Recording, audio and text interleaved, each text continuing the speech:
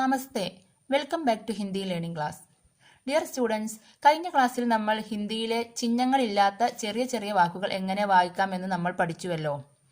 ഇനി നമുക്ക് അടുത്തതായി പഠിക്കേണ്ടത് ചിഹ്നങ്ങൾ ചേർത്ത് എങ്ങനെ വായിക്കാം എന്നുള്ളതാണ്. അതിന് നമുക്ക് ആദ്യം ചെറിയ വാക്കുകളിൽ ചിഹ്നങ്ങൾ ചേർത്ത് പഠിക്കാം. രണ്ടക്ഷരങ്ങളിൽ ചിഹ്നങ്ങൾ ചേർത്തുള്ള വാക്കുകൾ എങ്ങനെ വായിക്കാം എന്ന് ഞാൻ നിങ്ങളെ പഠിപ്പിച്ചു തരാം. അതിനു മുമ്പ് സ്വരാക്ഷരങ്ങളും വ്യഞ്ജനാക്ഷരങ്ങളും ചിഹ്നങ്ങളും എല്ലാം നമ്മൾ പഠിച്ചു വെക്കണം. ഇവയുടെയൊക്കെ വിശദമായ ഒരു വീഡിയോ ഞാൻ എൻ്റെ ചാനലിൽ നേരത്തെ പോസ്റ്റ് ചെയ്തിട്ടുണ്ട്. നിങ്ങൾ കാണാത്തവർ എൻ്റെ ചാനൽ സെർച്ച് ചെയ്ത് അതൊക്കെ ഒന്ന് പോയി കാണണേ. കണ്ടാൽ മാത്രം പോരാ, നന്നായി പഠിക്കുകയും വേണം.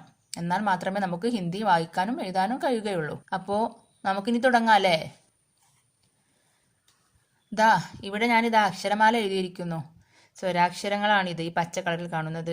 താഴെയുള്ളത് വ്യഞ്ജനാക്ഷരങ്ങളും. ഇത് പഠിക്കൽ നിർബന്ധമാണ്. ഇത് പഠിച്ചാലേ നമുക്ക് മുന്നോട്ട് പോകാൻ കഴിയുകയുള്ളൂ. അപ്പോൾ ആദ്യം ഇത് നന്നായി പഠിക്കുക. ഇനി നമുക്ക് എഴുതി തുടങ്ങാം. ആദ്യം തന്നെ നമ്മളൊക്കെ കേട്ട നമുക്ക് സുപരിചിതമായ ഒരു വാക്കാണ്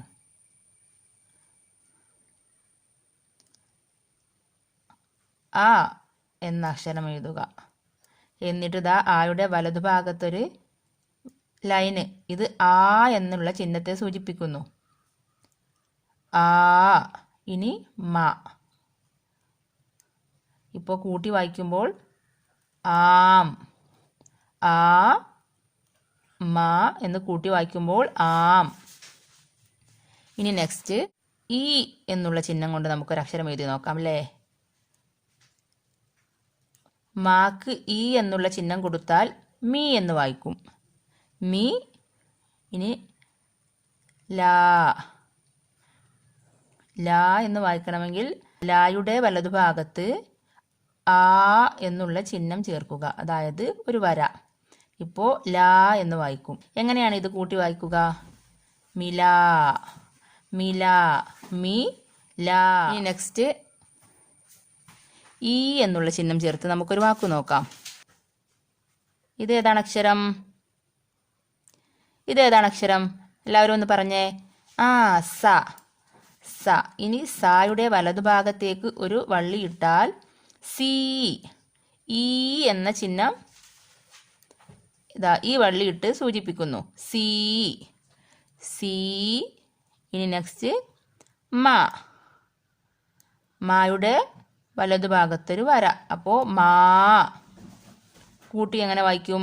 സീ മാ. സീമ. സീമ. മനസ്സിലാവുന്നുണ്ടല്ലോ അല്ലേ. ഇനി അടുത്തതായി ഉ എന്ന ചിഹ്നം കൊണ്ടൊരു വാക്ക് നോക്കാം. ത എന്ന അക്ഷരത്തിൽ ഉ എന്ന ചിഹ്നം ചേർത്താൽ എങ്ങനെ ഉണ്ടാകും?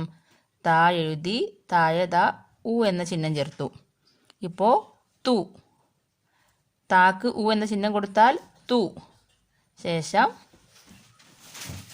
മ. കൂട്ടി എങ്ങനെ വായിക്കും? തും. തുമ എന്ന് വായിക്കില്ല കേട്ടോ. തു മ എന്ന് കൊടുത്താൽ തും. ഇനി നമുക്ക് ഊ എന്ന ചിഹ്നം ചേർത്ത് ഒന്ന് എഴുതി നോക്കാം. ഇതേതാണ് അക്ഷരം? ക. Very good. ക. കാക്ക് ഊ എന്ന ചിഹ്നം ചേർത്താൽ എങ്ങനെ ഉണ്ടാകും? കൂ. ഇനി ല. ലാക്ക് ഈ എന്ന ചിഹ്നം ചേർക്കുക. ഈ എന്ന ചിഹ്നം ചേർത്താൽ ലീ എന്ന് വായിക്കും. ഇതെങ്ങനെ കൂട്ടി വായിക്കും? കൂലി.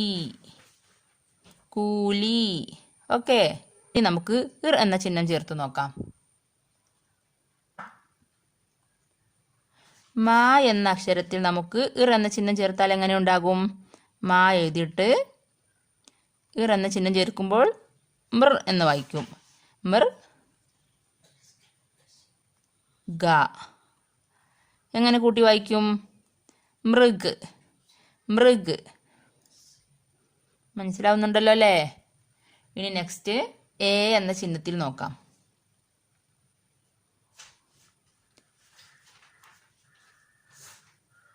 ക. കാക്ക് എ ചിഹ്നം ഇടുമ്പോൾ കെ. കെ. ല. കെ. ല. ഈ കേല എന്ന് വായിക്കണമെങ്കിൽ ഇതിപ്പോൾ കേല എന്ന് പറഞ്ഞാൽ കേൽ എന്നാകുകയുള്ളൂ.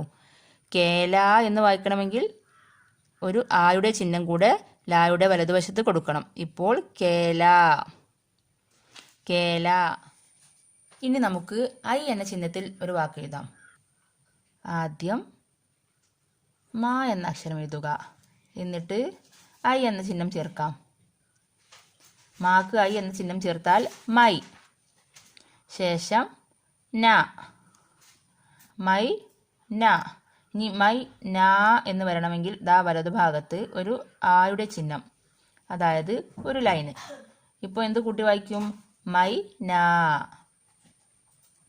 ഇനി നെക്സ്റ്റ് നമുക്ക് ഓ എന്ന ചിഹ്നത്തിൽ ഒരു വാക്ക് എഴുതാം. ബായുടെ വലതുഭാഗത്തൊരു ലൈന്, ശേഷം മേലോട്ടൊരു ലൈന്. ഇപ്പോൾ ബോ. ചിഹ്നങ്ങളെക്കുറിച്ച് വിശദമായ വീഡിയോ ഞാൻ ചെയ്തിട്ടുണ്ട് കേട്ടോ. എല്ലാവരും അത് പോയി കാണണേ. വേണമെങ്കിൽ അതിൻ്റെ ലിങ്ക് ഡിസ്ക്രിപ്ഷൻ ബോക്സിൽ കൊടുത്തേക്കാം. ബോ. ഇനി ല, ബോൽ. ഇത് വായിക്കുന്നത് ബോൽ. നമുക്കിവിടെ എഴുതേണ്ടത് ബോലി എന്നാണ്. അപ്പോൾ എന്ത് ചെയ്യണം? ലായുടെ വലതുഭാഗത്തേക്ക് ഇങ്ങനെ ഒരു വള്ളി ഇട്ട് കൊടുക്കുക. ലായുടെ വലതുവശത്ത് ഇങ്ങനെ ഒരു വള്ളി ഇട്ടാൽ ഈ എന്ന ചിഹ്നമാണ്. ഈ എന്ന ചിഹ്നം ലായിൽ ചേർത്താൽ ലീ. അപ്പോൾ ബോലി, ബോലി. ഇനി നമുക്ക് ഔ എന്ന ചിഹ്നം ചേർക്കാം. പ എന്ന അക്ഷരത്തിൽ ഔ എന്ന ചിഹ്നം ചേർത്താൽ എന്ത് വായിക്കും? പൗ, പൗ. ഇതേതാണ് അക്ഷരം? ധ, പൗ ധ. ഇനി പൗധ എന്ന് വായിക്കണമെങ്കിൽ വലതുഭാഗത്തൊരു ലൈന്, പൗധ. ഇനി അടുത്തത് എന്ന ചിഹ്നം ചേർക്കാം. ഇതേതാണ് അക്ഷരം? പ. പാക്ക് എന്ന ചിഹ്നം ചേർക്കണമെങ്കിൽ മുകളിൽ ഒരു ഡോട്ട് ഇടുക. അപ്പോൾ പം എന്ന് വായിക്കും. ഇനി പം. ഇതേതാണ് അക്ഷരം? ഗ. കൂട്ടി എന്ത് വായിക്കും? പങ്ക്, പങ്ക്. ഇതുപോലെ നിങ്ങൾ നിങ്ങളുടെ ടെക്സ്റ്റ് ബുക്കിലേക്ക് ഓരോ ചെറിയ ചെറിയ വാക്കുകൾ എടുത്ത് ആദ്യം വായിച്ചു പഠിക്കുക. ഇന്നത്തെ വീഡിയോയിൽ നമ്മൾ രണ്ടക്ഷരത്തിൽ എങ്ങനെ ചിഹ്നങ്ങൾ ചേർത്ത് വായിക്കാമെന്ന് പഠിച്ചു കഴിഞ്ഞു. ഇനി നമുക്ക് കൂടുതൽ വാക്കുകൾ അടുത്ത വീഡിയോയിൽ വായിച്ചു പഠിക്കാം. അപ്പോൾ ഇതെല്ലാവർക്കും മനസ്സിലായെന്ന് കരുതുന്നു. ഈ വീഡിയോ ഇഷ്ടപ്പെട്ടാൽ എല്ലാവരും ഒന്ന് ലൈക്ക് ചെയ്യണേ. ശേഷം ഷെയർ ആൻഡ് സബ്സ്ക്രൈബ്.